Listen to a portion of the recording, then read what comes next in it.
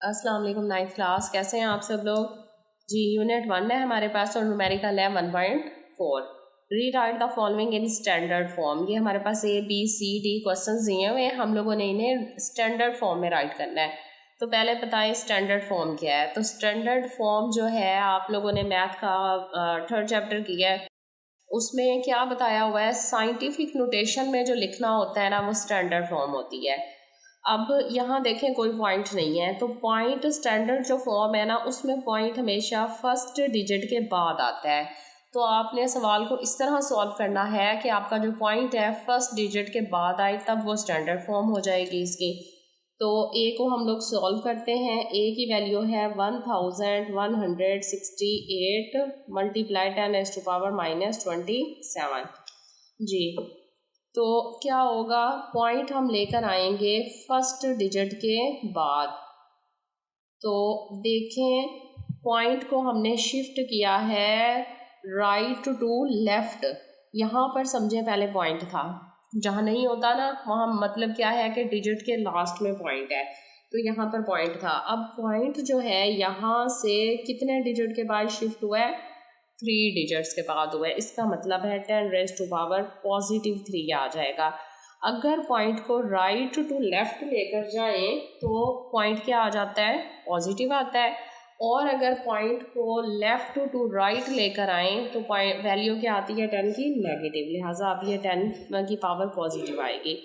और multiply 10⁻⁻27 is equal 1.168 multiply. अब देखें दोनों की बेस 10 है तो पावर्स क्या हो जाएंगी, प्लस। तो फर्स्ट की पावर 3 पॉजिटिव है और 27 माइनस का है, लिहाजा 1.168 मल्टीप्लाई 10⁻27 में से 3 माइनस हो गया तो आंसर क्या आ जाएगा, -24।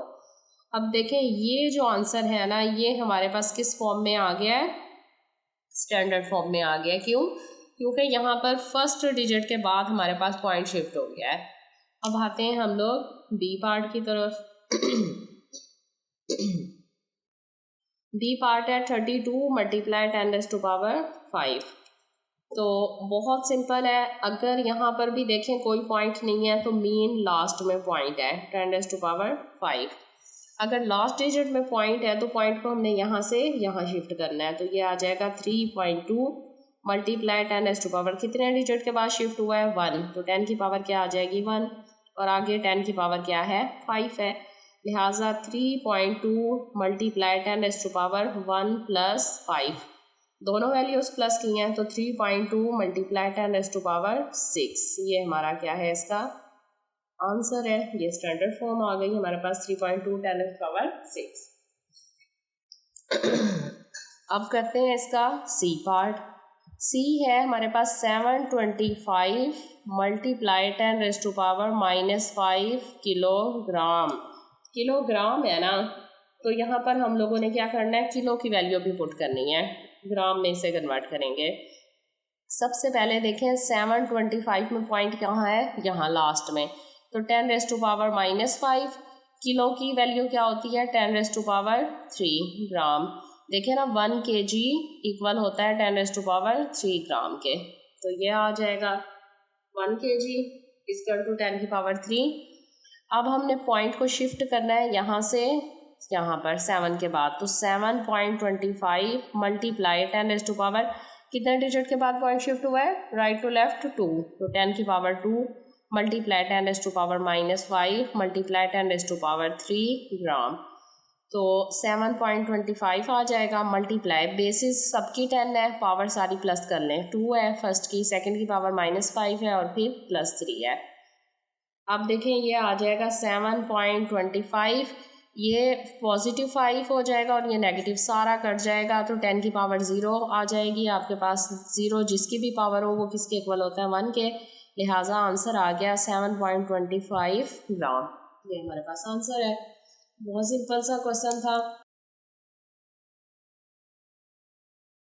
लास्ट पार्ट है इसका डी, 0.02 मल्टीप्लाई 10⁻⁻8। अब देखें जितने हम लोगों ने सवाल किए हैं उसमें क्या हो रहा था, पावर आ रही थी पॉइंट आ रहा था हमारे पास लास्ट में, तो पॉइंट को हमने शिफ्ट करना था। अब यहाँ हमारे पास पहले से पॉइंट है 0.02, तो हम पॉइंट ख़त्म करेंगे। देखें पॉइंट की जगह 1 आ जाएगा, पॉइंट के आगे कितनी डिजिट है 2, तो यहाँ पर आ जाएगा 20 और मल्टीप्लाई 10⁻⁻8, तो ये हो जाएगा 2 डिवाइडेड बाई 10⁻2 मल्टीप्लाई 10⁻⁻8।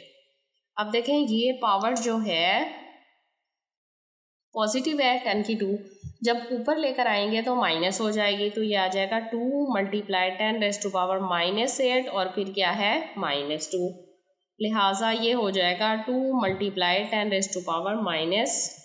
पॉइंट हमारे पास एक डिजिट के बाद है जो कि लगाना ज़रूरी नहीं है, तो 2 मल्टीप्लाई 10⁻⁻10 जो है आपके पास स्टैंडर्ड फॉर्म आ गई और ये हमारा आंसर है।